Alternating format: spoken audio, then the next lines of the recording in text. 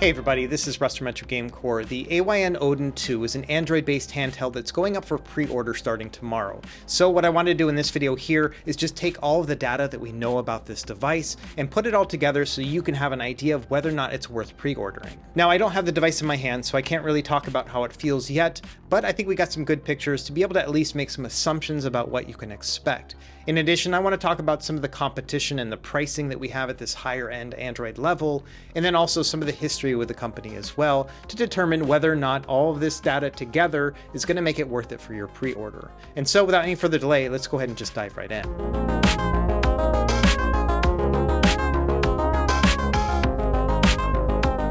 To start, let's talk a little bit about the original AYN Odin devices. These started coming out in February of last year. There were three different models. There was a base model, which is kind of your standard one. Then there was a Lite and a Pro model. The Lite model used a Dimensity 900 chip, and the base and Pro used a Snapdragon 845 with different levels of RAM. And what set these devices apart is that they were really powerful at the time compared to the competition. This one here is the AYN Odin Lite. You can see it has a nice 6-inch screen on it, but then also, some nice features like some analog triggers, but then also active cooling, so you can really push the performance on this device as well. And so there were many reasons why this was the best-in-class Android handheld for a long time. And even today, the Odin devices are still really impressive for the price point. In fact, there are more high-end Android devices out now, like the Razer Edge, but even then, those are quite a bit more expensive, and they aren't really like dedicated handhelds like this one, where they're all in one piece. Now, one thing to bear in mind is the Odin was the very first device made by AYN, and they went through a lot of growing pains in that first release.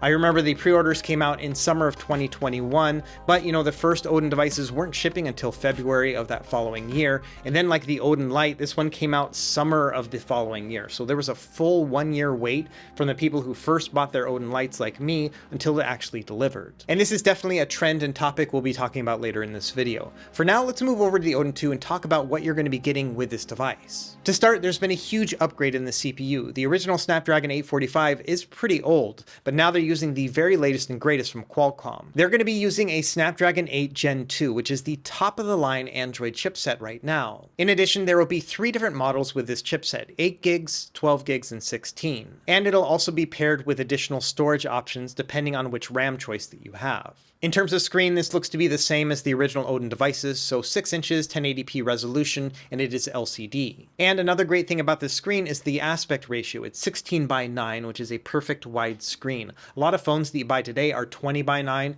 and so if you were to buy a controller and put it around a phone, or if you're going to buy the Razer Edge, those have a 20:9 aspect ratio, which is just a little bit too wide for my tastes. And that 16:9 aspect ratio is going to be great when it comes to perfect scaling of Nintendo Switch, PlayStation Portable, even PlayStation Vita games will be able to play on Android, and then also you can play widescreen versions of GameCube and PS2 games on this as well. So from a purely emulation standpoint, 16:9 is the ideal aspect ratio. In terms of other internal specs, we're looking at an 8,000 milliamp hour battery. That's going to be great. That's going to give you, with an ARM-based chip, somewhere around like 10 hours of battery life. It's going to be crazy. Additionally, you'll be able to charge this device really quickly. It is compatible with a 65-watt quick charge. The connectivity is going to be great too. They're actually using the next-gen specs, so we have Wi-Fi 7 as well as Bluetooth 5.3. This should work out really well when it comes to game streaming as well as using like Bluetooth headphones or a controller. And in terms of software, it's going to be running Android 13. Now, taking a look at some renders of the device itself, you can see it has a very typical layout with some minor improvements. Number one, the select and start buttons are going to be on the top, which is a welcome change. And now they also have dedicated Android buttons on the bottom. So we have a home button on the left, and then on the right side, we have a back or a return button. In terms of controller layout, this has the same offset design as the Nintendo Switch and also the original Odin. This means the joystick will be on top, although the joysticks themselves do look to be different. In fact, they look very similar to the new sticks on the Retroid Pocket 2S, a device I just reviewed the other day. And Retroid and AYN actually have the same parent company, and so they're kind of sister companies,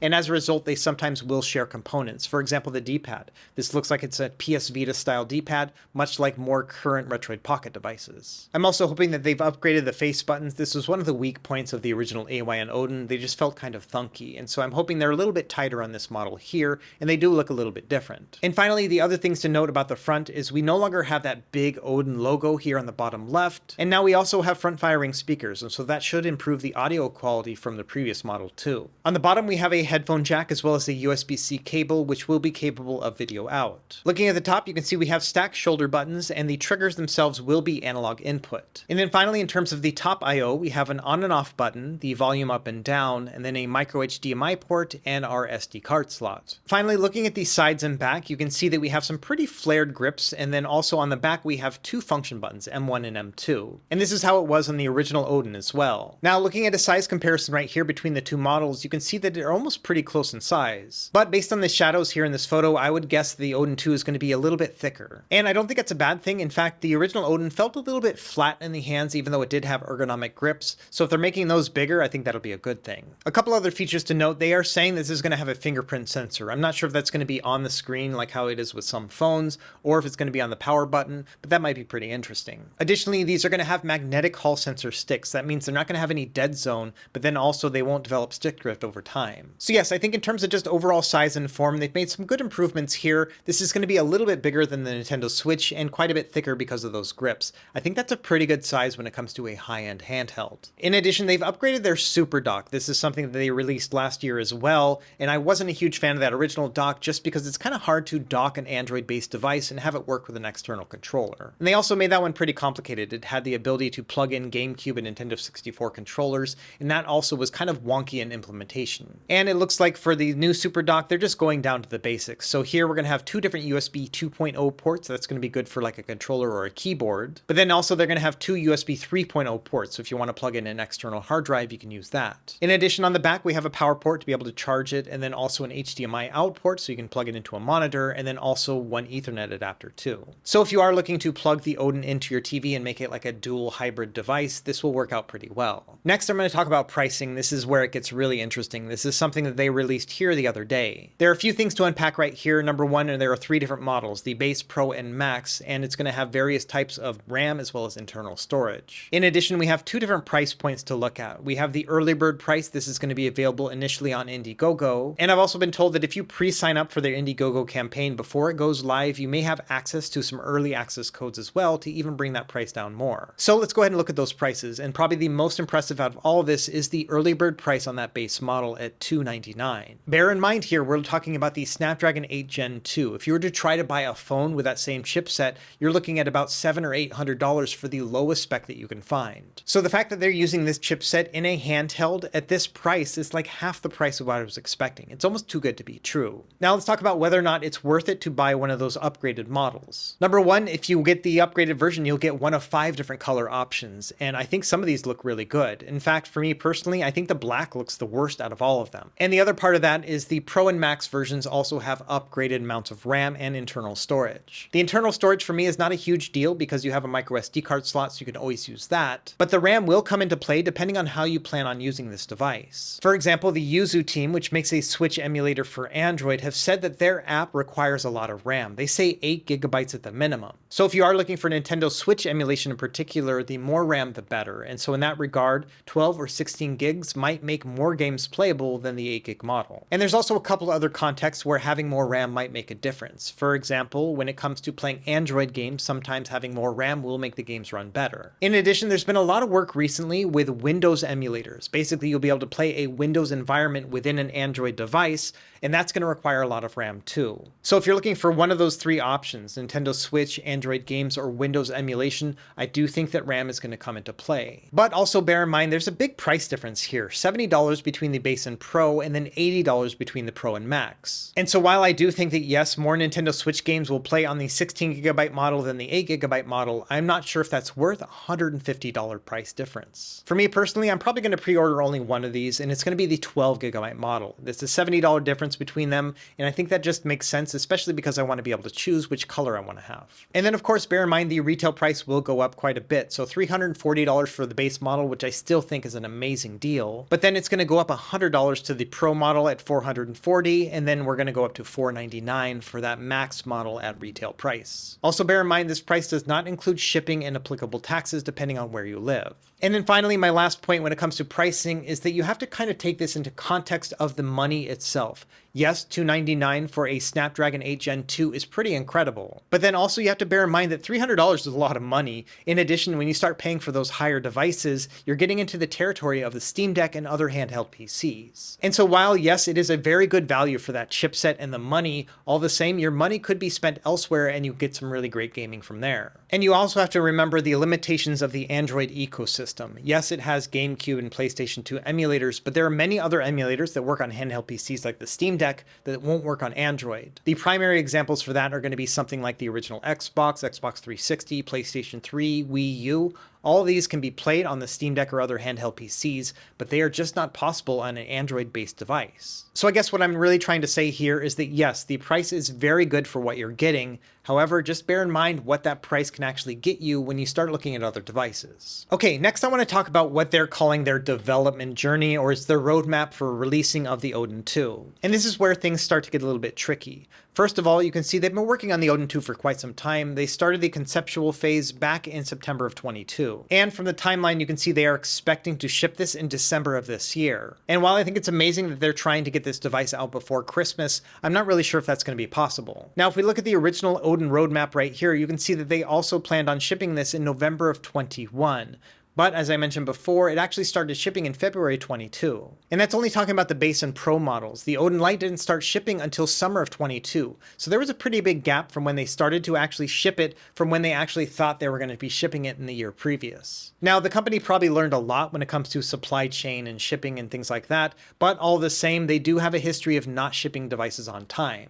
And the other handheld made by this company called the Loki is another great example of shipment delay. The Loki is a handheld PC that they had a goal of shipping starting last year, and even now they're still not shipping many of the models that they first offered. And I've talked a lot about the Loki and their shipment issues in previous videos. I'll leave it linked down below in my Loki review. But suffice to say, I think I pre-ordered 4 or 5 different Lokis because there's a bunch of different models, and only one of them have actually shipped. This is the Loki Max. And so there are still people like me who are waiting for their Loki devices to actually be developed and produced and shipped. And if they're not able to fulfill all of those orders before December, I have doubts that they're also going to be able to produce and ship a bunch of Odin devices as well. So yes, as you can probably tell, I have a bunch of doubts of whether or not they'll be able to ship this device on time. If anything, I would say that the best expectation is going to be early next year, or maybe even next summer if they have some issues with the supply chain again. So whether or not you want to pre-order is going to be a very personal decision. Do you want to have that nice discount right now, knowing full well that it's going to be quite a bit of time before you actually see that device? And I expect in this video here, you'll see a bunch of comments down below of people who no longer trust the shipping timetables of AYN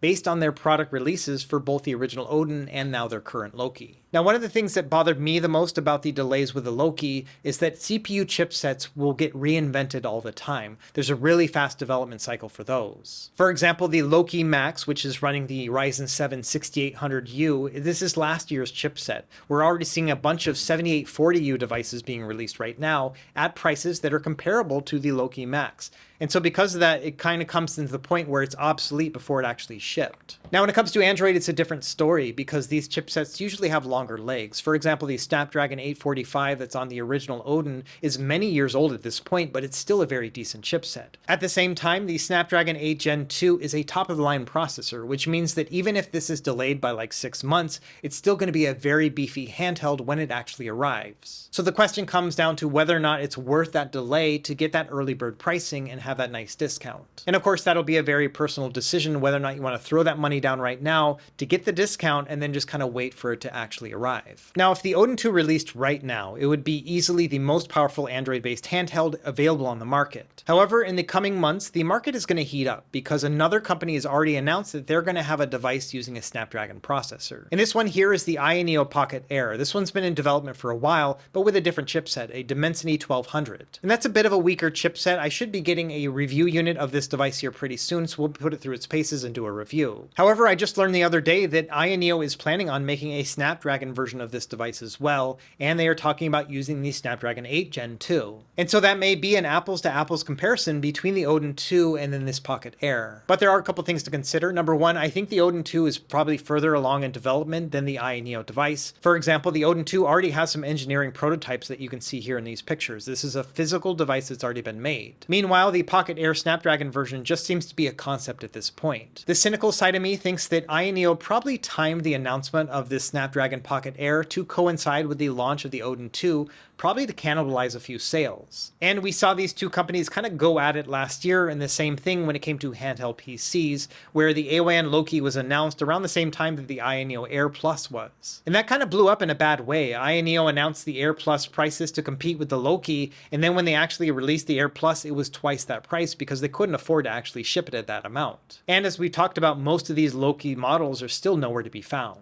So if anything, I would say take these shipping timetables with a huge grain of salt. If I had a crystal ball, I would probably say that the Odin 2 is going to come out next summer, and probably same thing with the Pocket Air. That way, if it does ship before then, I'll be pleasantly surprised. So in wrapping things up here, you might be wondering whether or not I recommend pre-ordering the Odin 2 tomorrow when it actually launches. And I'm really torn about this. I think that $299 for the Snapdragon 8 Gen 2 is an incredible deal. And if they are able to ship it by December, that's going to be amazing as well. However, given the track record of the Odin and the Loki, I don't have a lot of confidence that we'll actually be seeing this before Christmas. So here's the way I see it. I only recommend pre-ordering this device if you really want to lock in that early bird pricing, but then also you do not mind dealing with delays, which will inevitably come. For me personally, I'm going to pre-order one of these devices instead of all of them like I have with previous campaigns, and I'm thinking I'm probably going to get the 12GB model. And I'm expecting to see quite a few delays before the retail unit actually arrives in my hands. However, the nice thing about that Snapdragon 8 Gen 2 is that it's going to be an incredible processor when it actually arrives, even if it's going to be a little bit later. And the other nice thing is because this is basically the standard chipset for Android gaming right now, we're going to see a lot of optimizations when it comes to emulation by the time it actually arrives. So I think that's all I really have about the Odin 2 here. Yes, I'm pretty excited about it, especially at that lower price point, but for me personally, I'm going to go with the 12GB model. So let me know what you think in the comments below. I think there's going to be 4 different categories of comments. Number 1 is going to be those who really want to have that early bird pricing,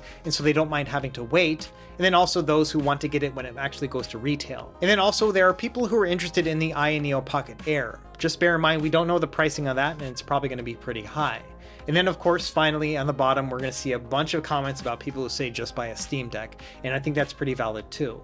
Anyway, let me know what you think in the comments below, and as always, thank you for watching. Be sure to like and subscribe if you found this helpful, and we will see you next time. Happy gaming.